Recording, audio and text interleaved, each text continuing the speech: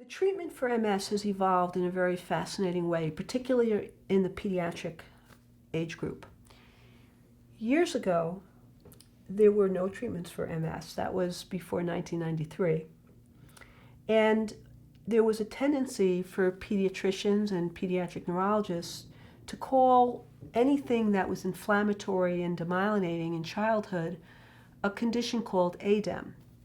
And that was because ADEM was a self-limited condition and was a lot less frightening than something like multiple sclerosis, which is a chronic illness.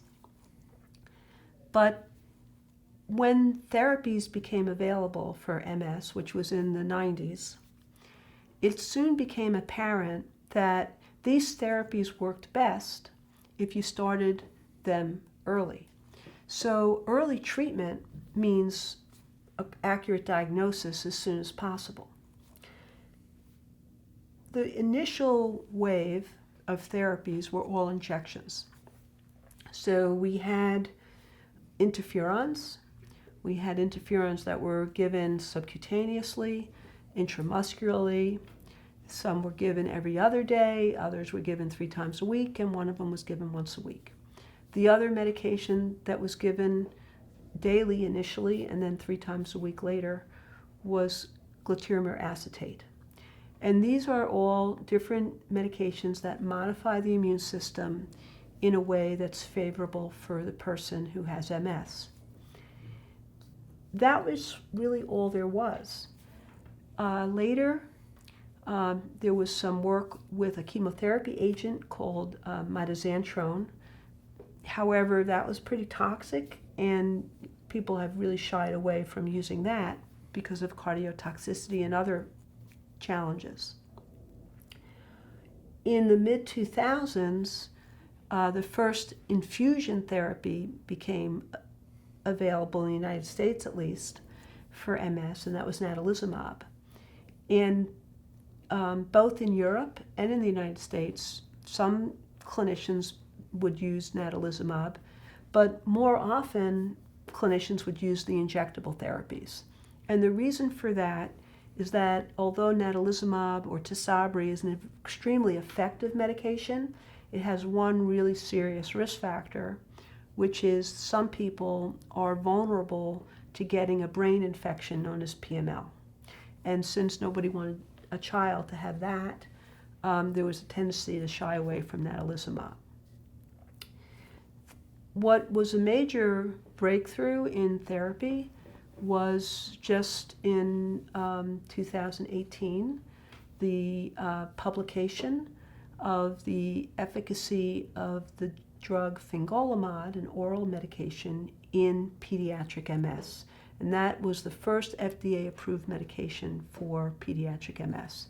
Up until that time, clinicians would use these other MS drugs approved for adults in what's called an off-label fashion to provide them or prescribe them for children, which made a lot of sense because it's the same disease. Whether you're 15 or 35 or 55, if you have MS, it's an autoimmune disease, and certain characteristics will respond to these therapies.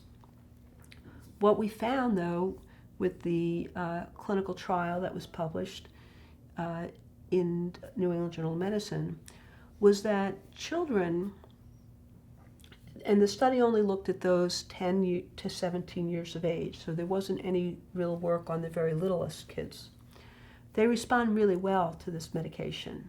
And in that study, it was compared to one of the injectable therapies, where that medication, the injectable therapy, did not work very well. In fact, it worked pretty poorly. And what that showed is that the first-line therapies in many cases are just not sufficient.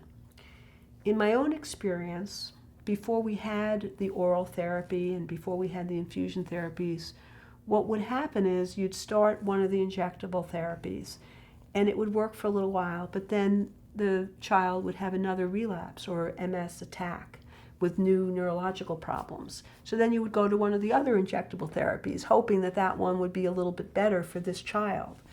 But what a number of what's called meta-analyses, which is when you take all the published data and you compare across studies to see what works and what doesn't.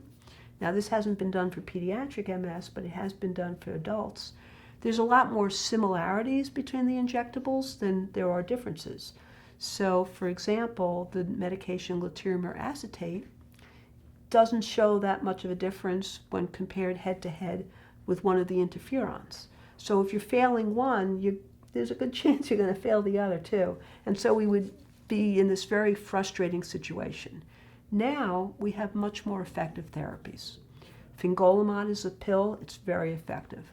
We have infusion therapies. Natalizumab for the right patient is a beautiful therapy. And because I believe in using medicines that are effective in adults, in children, we have the other infusions, such as ocrelizumab. And an off-label treatment is rituximab, which is all these MOBs or monoclonal antibodies, and they're sort of like a sniper because they're targeting a very specific molecule and blocking that molecule, which with the effect of either preventing the activated immune cells from getting into the central nervous system or taking out of the circulation those immune cells that are causing problems in MS. By being targeted in that way, you can hope that the side effect profile will be more manageable, but these medicines do require a fair bit of monitoring.